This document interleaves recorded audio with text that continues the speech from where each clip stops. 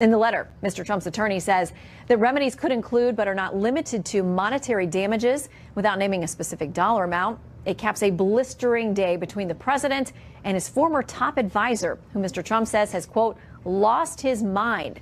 The White House calls the book trashy tabloid fiction, but the author says he was given unfettered access inside the White House and completed more than 200 interviews. Doug McKelway joins us now with the latest on the war of words between the president and his once right-hand man, Steve Bannon. Doug? Good evening, Shannon. Steve Bannon has lobbed perhaps the most explosive rhetorical grenade over the White House fence yet. The Wall Street Journal reports tonight that Michael Wolff's soon-to-be-released book called Fire and Fury Inside the Trump White House includes this new Bannon quote, that presidential daughter Ivanka Trump is as dumb as a brick. That after a series of Bannon quotes from the book were leaked by the Guardian newspaper earlier in the day. One Bannon quote describes the Trump Tower meeting between the president's son and a group of Russians during the 2016 campaign as treasonous and unpatriotic. Bannon says of Special Prosecutor Mueller's team, they're going to crack Don Jr. like an egg on national TV. More on the Trump Tower meeting. Quote, they didn't have any lawyers. Even if you thought that this was not treasonous or unpatriotic or bad expletive, and I happen to think it's all of that, you should have called the FBI immediately. Bannon is also quoted on the Mueller investigation. Quote, this is all about money laundering. Mueller chose senior prosecutor Andrew Weissmann first, and he is a money laundering guy. Their path to expletive Trump goes right through Paul Manafort, Don Jr., and Jared Kushner. It's as plain as a hair on your face. Donald Trump Jr. fired back late today on Twitter, quote, wow, just look at the comment section on Breitbart. Wow. When Bannon has lost Breitbart, he's left with, nothing. The president also unleashed a flurry of counterpunches at Bannon in an official White House statement. Quote, when he was fired, he not only lost his job, he lost his mind. Steve had very little to do with our historic victory, yet Steve had everything to do with the loss of a Senate seat in Alabama held for more than 30 years by Republicans. Steve doesn't represent my base. He only is in it for himself.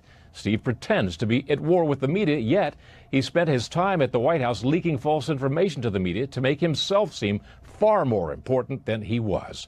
The White House spokeswoman Sarah Sanders also blasted the book, calling it trashy tabloid fiction. The chairman of the American Conservative Union said tonight that Bannon is going to lose this barroom brawl.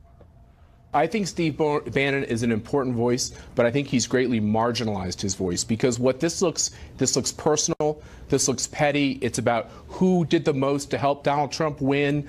It's about revision, and it helps the left. The book's author, Michael Wolff, was also given unusual access to the White House. He says he did over 200 interviews with White House and campaign staff. He's often been criticized, though, for inaccuracies. His book is slated for release next Tuesday. Shannon? I wonder if it will sell many copies. Doug McKelway, thank you very much. Good to see you tonight.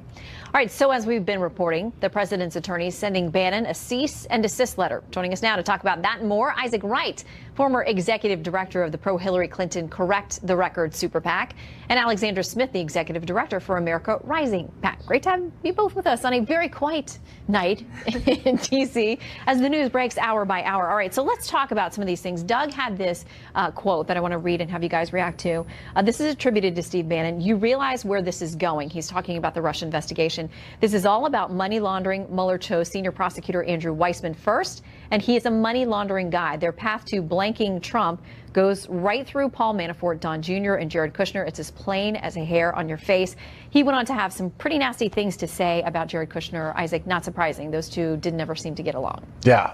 They have had a long-running political feud, and it certainly seemed to spill over into this. I think the problem for Trump is that this is the beginning of the unraveling, right? We've had 4 indictments so far, a couple in his inner circle. But not related to the Trump allegations of Russia collusion, just so we're clear. I mean, the Manafort stuff and the Gates stuff, that's money laundering and banking and all that. Right, that was money laundering and banking prior to the campaign with the same regime that supposedly meddled in our elections and with the same people that meddled in our elections as they were meddling in the Ukraine. The others, Flynn, I think, was indictment for lying to the FBI about potential collusion with Russia. Same thing with Papadopoulos. And those have both taken guilty pleas because they did relate directly to the campaign, so we'll see where it goes. This seems to be the beginning of the end for Trump. Now, what does that mean in the investigation? Does it actually lead all the way back to Trump? I don't know. Only time will tell. But it certainly seems that more, even in his inner circle, are starting to flee for cover. Even people like Steve Bannon, who's not exactly a beacon of ethics himself, because if you read closely what's been released of what he said, he didn't condemn that they did this, quote, treasonous, unpatriotic thing. He complained that they did it in a way they could get caught. Yeah, exactly. Okay, so Alexandra, he says it's over. It's over for the president. What do you say? No, I don't know where it's going to lead back to him. Beginning of the end, beginning of the end. Beginning of the end of the investigation. It's going to unravel from here. I don't know if it's going to go back to the president or not. The president, as you all know, sent a scorched earth policy statement out this afternoon. Here's part of what he said. He says, now that he's on his own, Steve is learning that winning isn't as easy as I make it look. Steve had very little to do with our historic victory, which was delivered by the forgotten men and women of this country. He points to the Alabama-backed Roy Moore by Bannon, him not winning and talking about other things that he says Bannon has overinflated and overexaggerated his importance to this whole thing. He's clearly trying to distance himself from him now. Well, look, I think that Steve Bannon made the mistake of confusing President Trump's abilities for his own. And I think it's important to consider that with respect to Russia, we're really talking about two different things here. We have one, the formal investigation, a very important investigation that's going on. And then on the other hand, we have sort of this palace intrigue in D.C. It's very interesting, great gossip, great fodder for people like me and for Isaac and for you. But at the end of the day, I'm not sure that this is where the American people really have their attention. You know, the president was elected by the American people. Steve Bannon wasn't. So at the end of the day, I think they're looking for President Trump's agenda rather than at the, you know, supposed words of the hired help. Okay, so some of what he's saying sounds very not positive for the president and for his administration. But I want to play a little bit of what he said back on 60 Minutes when he was still officially apart or had just separated from the White House and seems still very much to be in the president's corner. Here's what he said back in September. What do you mean what they believe? We don't really, I mean, that there may have been, I think, look, I was there. It's a total and complete farce. Russian collusion is a farce. So, Isaac, that's what he said in September. Right. So, and I think that's the really crucial thing about why this is more than just palace intrigue, why this is potentially criminal, because he raised the point in the book about the meeting where Kushner and Manafort and the senior-most circle around Trump at that time, it predated Bannon, went to a meeting with Russian officials under the auspices that they would be receiving opposition research on Hillary Clinton, that they would be receiving, quote, dirt on Hillary Clinton, something of a value, right? Because that had a monetary value. That would make it illegal had that transmission of a monetary value from a foreign government actually happened. Campaign had been offered the same thing, they would have showed up to a meeting? No, absolutely not. Okay. Absolutely not. Alexandra? I mean, look, I think that the Hillary Clinton campaign would have shown up to a meeting like that. But, you know, here's... You have to agree to disagree. As Isaac is... I would be curious. You run a research organization. Would you show up to a foreign government offering you an illegal contribution? Well, this is somebody who was not represented to them as an official representative of the Russian government. But of course, people say, you know, if you meet with anybody from the Russian government, you're probably meeting with somebody who has designs on you or has a motive. Here's something to consider. I think that you can see through Steve Bannon's past statements that he has a vendetta out for the Trump children. I mean, look at in Alabama when he openly mocked Ivanka Trump on stage at the Roy Moore event.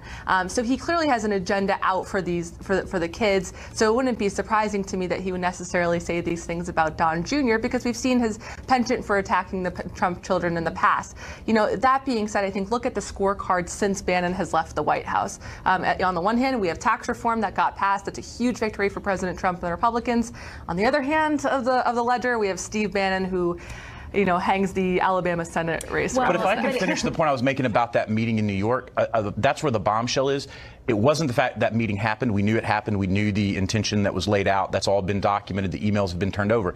Bannon made the point in the book, there's no logical way that the president's son-in-law, his campaign chief strategist at that time, Manafort, and the inner circle were going to a meeting to get secret dirt from a foreign government on Hillary Clinton, and Trump didn't know about it. That was the point that Bannon raised in the excerpt that, if true, is a bombshell. Well, we'll see, because the president has denied, unfortunately we're out of time, but the president has denied he had any knowledge of it or any meeting about that. So if the facts prove otherwise, he'll have to answer that question. But for now, he stands by that. So we got to leave it there for now.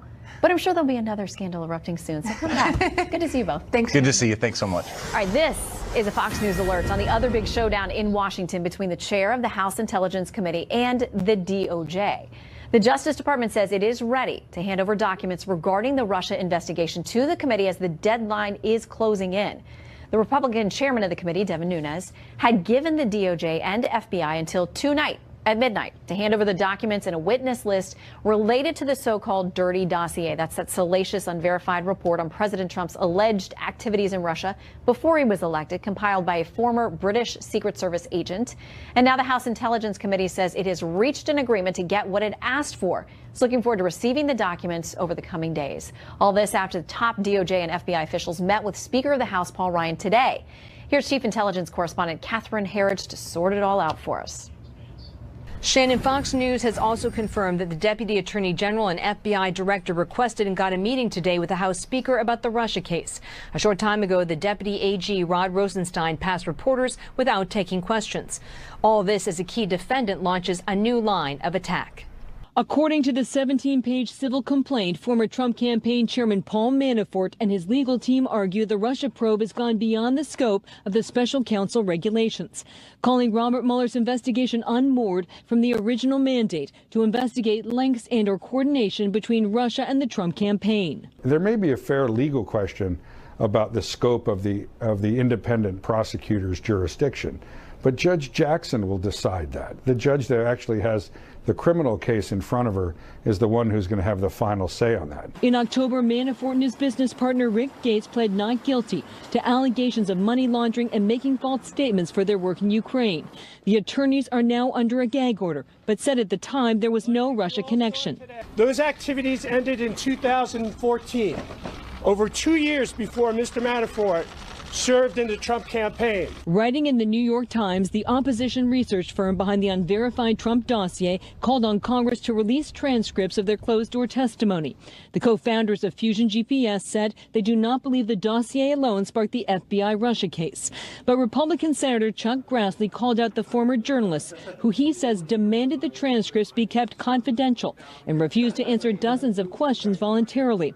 Grassley said the committee's invitation to testify publicly remains on the table. New details confirmed by Fox News raise questions about whether a May 2016 meeting between an Australian diplomat and a Trump campaign aide kick-started the probe.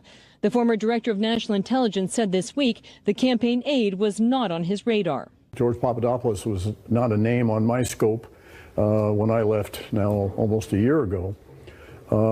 I think it probably was one of several stimulants for the investigation, but was not the only factor. Sources tell Fox the Australian government first made contact with U.S. officials in London about Papadopoulos and his claims Russia had damaging information on Hillary Clinton. But Australia's ambassador to the United States did not formally meet with the FBI until after the Democratic Convention, which ended July 28th. The hacked emails were already public. On the Manafort suit, the Justice Department called it, quote, frivolous, adding the defendant is entitled to file whatever he wants. There was no immediate response from the special counsel. Shannon? Catherine Herridge, thank you very much. 3 vice presidents on hand at the Capitol today. Vice President Mike Pence joined by former Vice Presidents Joe Biden and Walter Mondale at the swearing in of 2 new Democratic senators. The newly minted senators are Doug Jones of Alabama and Tina Smith of Minnesota, who is replacing Al Franken. In an executive order tonight, President Trump abolishing the commission he appointed to study voter fraud. The panel was designed to put together a systematic analysis of voting data coast to coast in order to get credible statistics on voter fraud. But it became mired in lawsuits by states that did not want to hand over the requested information. We talked about it with Kansas Secretary of State and Commission member Chris Kobach last night. Well, the White House says the Department of Homeland Security will determine the next course of action on voter fraud. North and South Korea reconnect via hotline that's been dormant for years, talking twice today. We've got details on that and the latest offer from South Korea on peace talks. Plus, Iran's supreme leader insists it has defeated what he calls the sedition and that anti-government protests are under control. Is there any truth to that? We'll dig in. And a frustrated traveler opens an emergency exit on an airplane. We're going to tell you what happened next right after this break.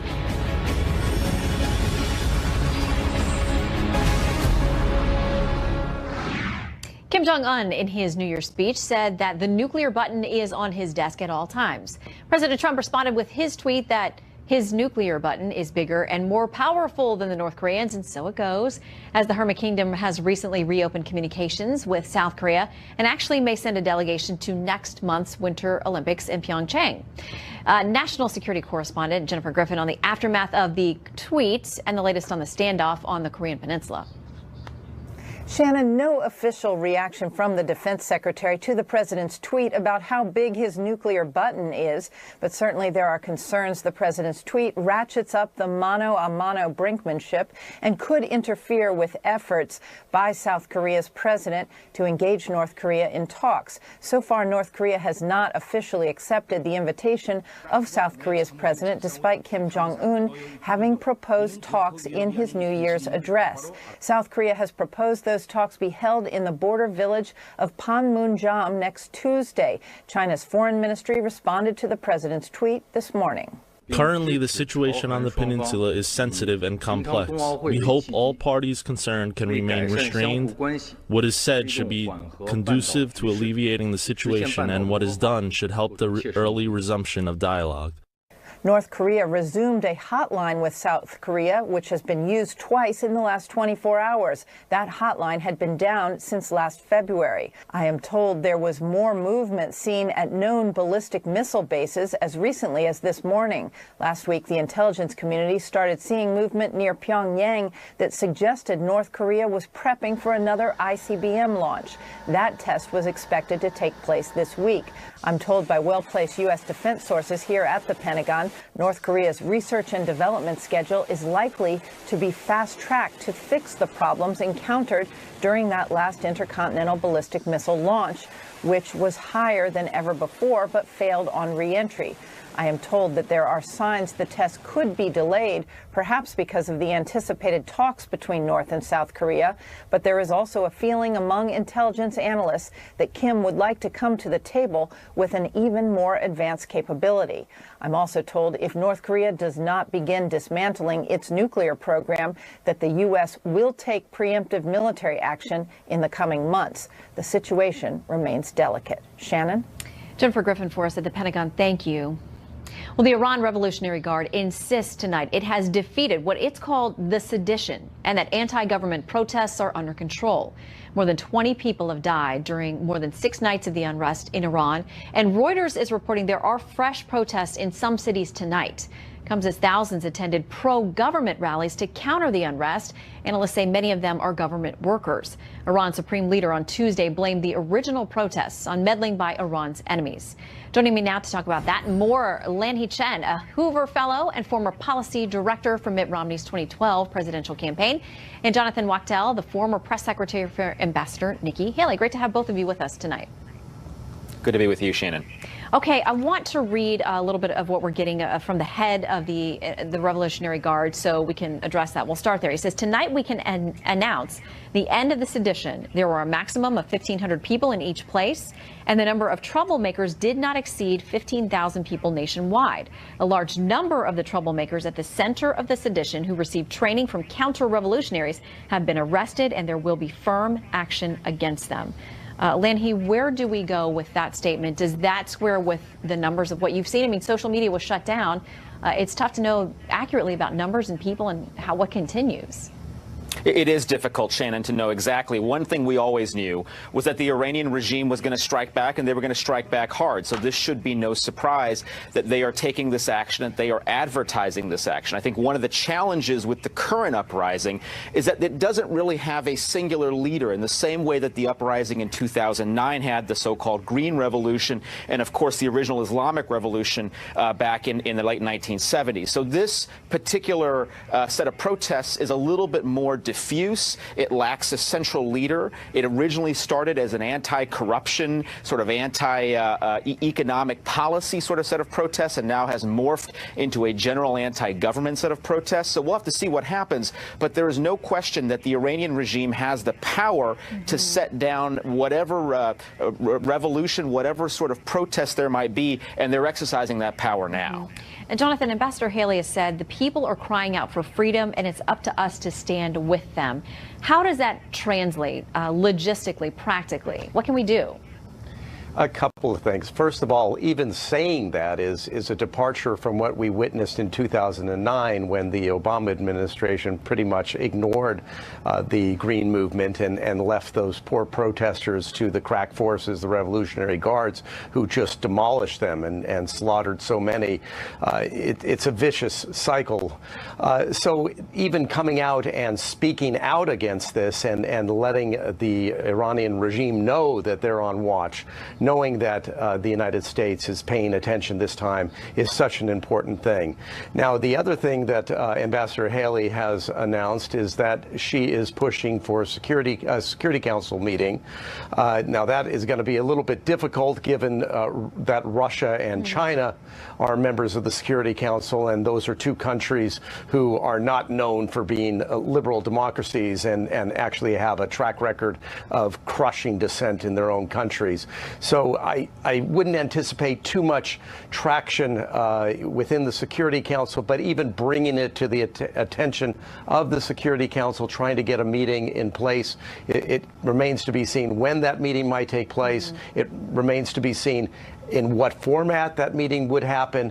It's difficult to gauge at this point. Now, the other things that can happen here is that you can also push very hard to try to get some sort of sanctions on the books, to pay attention to what's happening on the ground, to pay attention to who the crack forces are, who the Interior Ministry people are who are breaking people's heads and crushing the rebellion in Iran, so that you can actually go after these people, put them on notice, blacklist them, try to get something done so that they answer for their crimes. Yeah, and I believe it was the head of the UN's Human Rights Council that said he expects Iran to take notice of what's happened and actually investigate any deaths or serious injuries. So we'll see, but it is clear now the world is watching.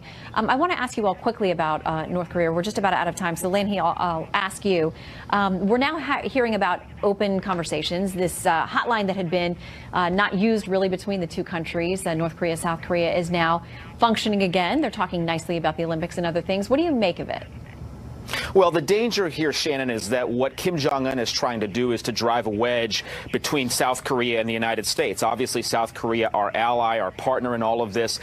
Their goal here, it seems like Kim Jong-un might be trying to say, look, we're going to work with the South Koreans and try to run counter to what U.S. policy might be. That's why it's so important for the U.S. to keep pressure up, to continue to try to get China, for example, involved and engaged in this situation, which they have been more so since President Trump took office. All right, we're out of time. We're going to leave it there. But Lanhee and Jonathan, great to see both of you tonight. This topic will continue. Thank you both. Thank you. Thank you. All right, coming up, the face of Iran's anti-government protests. This young lady is being dubbed Iran's Rosa Parks, but there's more to her story. And are the women behind Iran's protests getting their due credit? And where in the world is there a legal war on fake news? We'll tell you. Plus, the immigration showdown on Capitol Hill continues. The Trump administration doubling down on calls for a border wall, or they say no deal on DACA. And later, get prepared for the bomb cyclone. Extreme weather could be heading your way. Adam Klotz is in the Extreme Weather Center. Tell us more. Shannon, it's called a bomb cyclone because we're looking at a low pressure system and the pressure continues to drop as it moves up the coast. It is going to explode. I'll tell you what that means coming up after the break. Reno Zinc. Ask your pharmacist. A mixture of snow and freezing rain hitting parts of the south tonight. A monster winter storm moving up the east coast. Some are calling it a bomb cyclone. Fox News meteorologist Adam Klotz joins us live from the Fox Weather Center in New York to explain. It sounds terrible, Adam. Yeah, Shannon, there were folks in northern Florida over the earlier hours today seeing some snowfall down into southern Georgia. That same system now running up the coast. We're beginning to see some of that snow falling across the Carolinas, stretching up into Virginia, even areas like D.C. beginning to see that snow. Still several hours away before New York City gets it, but it will be happening through the overnight hours as this system, it's a quick mover, continues to lift its way on up the coast. Obviously, the temperatures are cold enough that this is coming as snowfall at this point. Let's put it into motion for you. Pay attention to the time timestamp as we track this moving up the coast. It really looks as though through the overnight hours we begin to see it in New York City. But pay attention to the track of this. It does get closer to the coastline as it travels to the north. That means more snow the farther north and east you go. So Boston likely to see 6 to 12 inches. You run up into Maine, maybe even more than that. So as you head that direction, do expect that conditions continue to get worse. Otherwise, there's plenty of other issues with this. We've got winter watches and warnings stretching all the way from the mid-Atlantic, running up into Maine, again, an area that's going to see the absolute worst of this. It's not just about that snow. It's also about the winds. You start to see some of these deeper colors, and we're talking about 50 to 60 mile an hour winds. That's going to be an issue. And finally, I'll leave you with this, Shannon. Obviously, very cold for us tomorrow, the next couple of days here in the east. But I know we've got a lot of folks on the West Coast. I know they're watching. They're enjoying it. Look at those numbers in the 70s.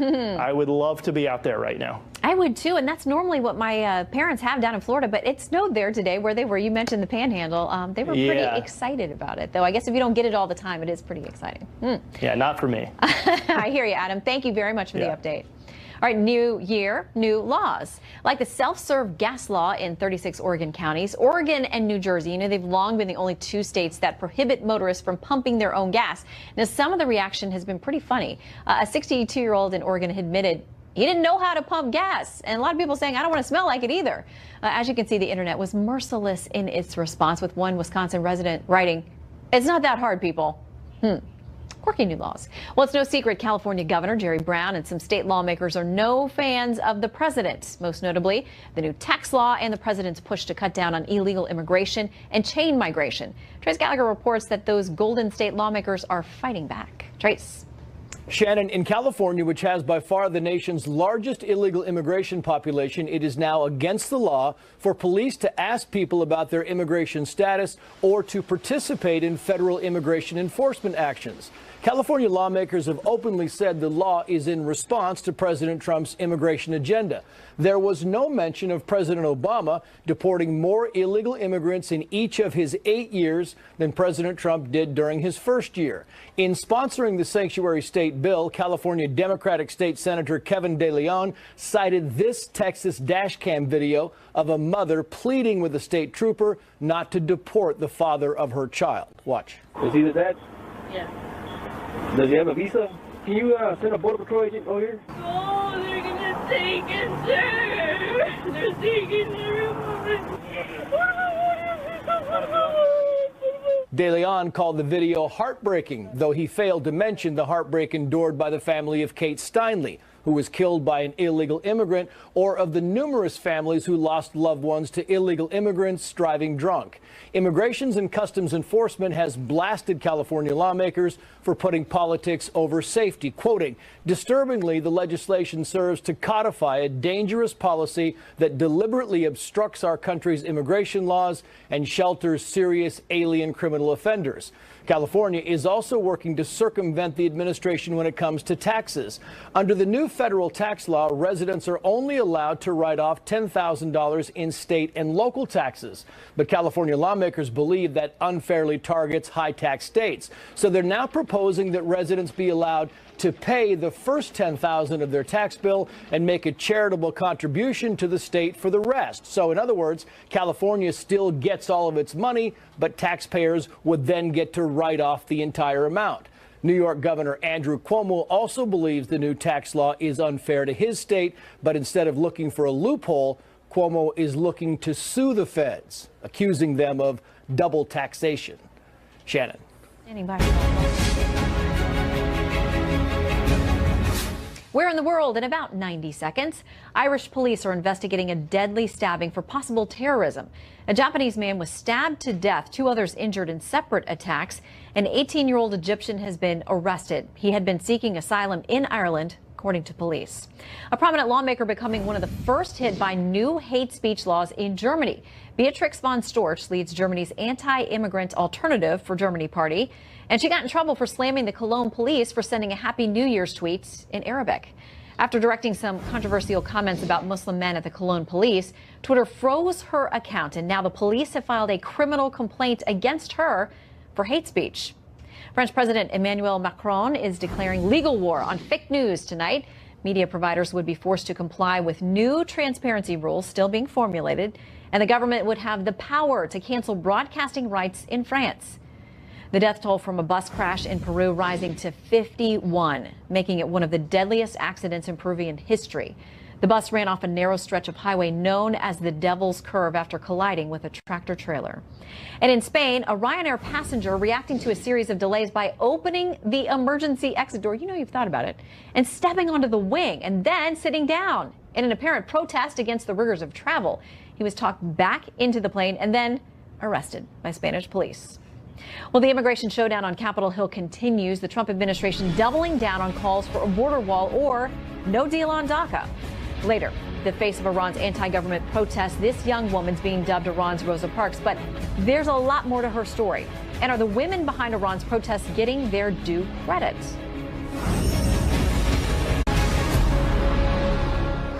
Congressional leaders today saying they need further discussions to resolve multiple issues in order to come to an agreement on a spending bill.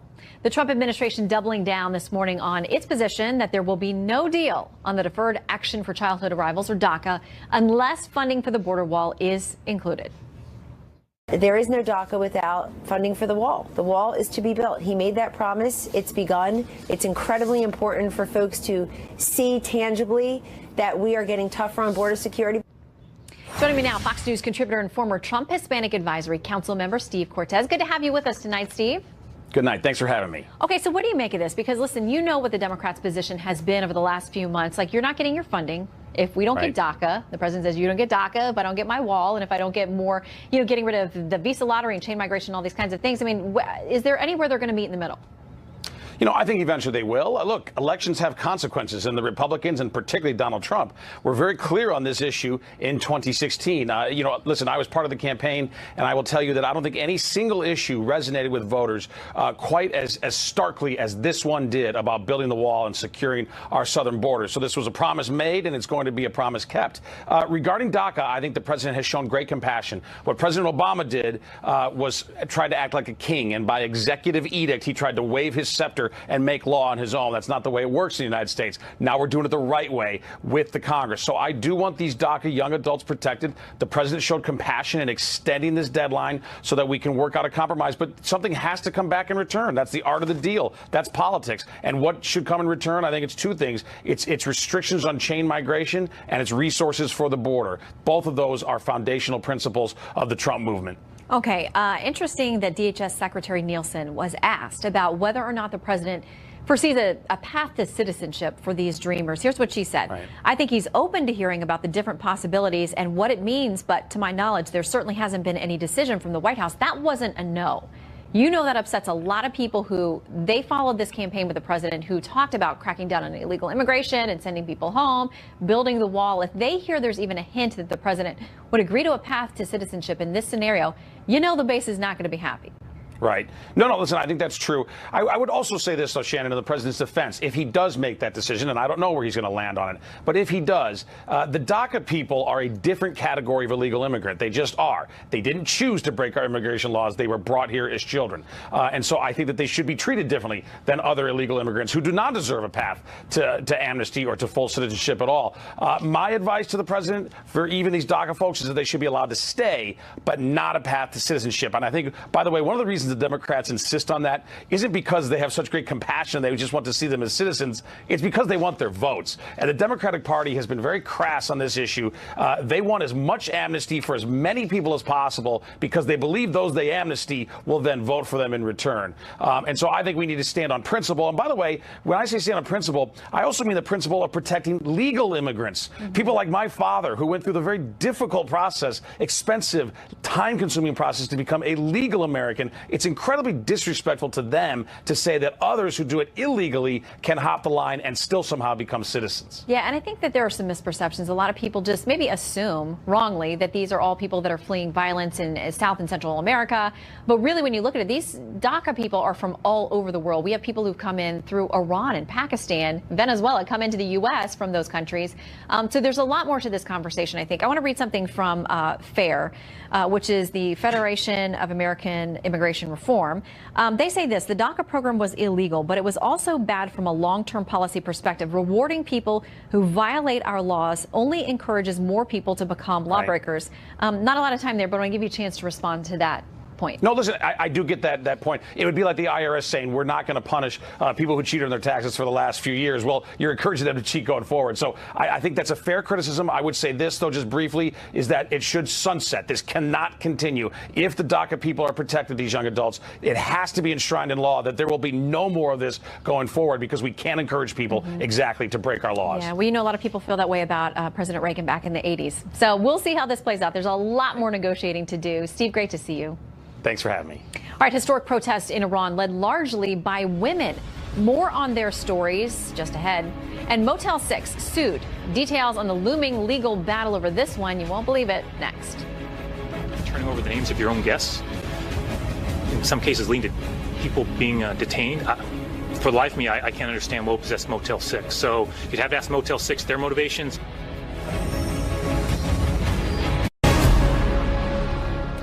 Washington State's Attorney General is suing Motel 6. Attorney General Bob Ferguson is accusing the budget hotel chain of disclosing the personal information of thousands of guests to federal immigration authorities. Ferguson says the motel's actions were illegal, and at least 6 guests were detained after information from more than 9,000 guests were released. Well, some of the most striking images coming out of Iran recently feature women, including that one young woman that folks have dubbed Iran's Rosa Parks, standing atop a container, shedding her required head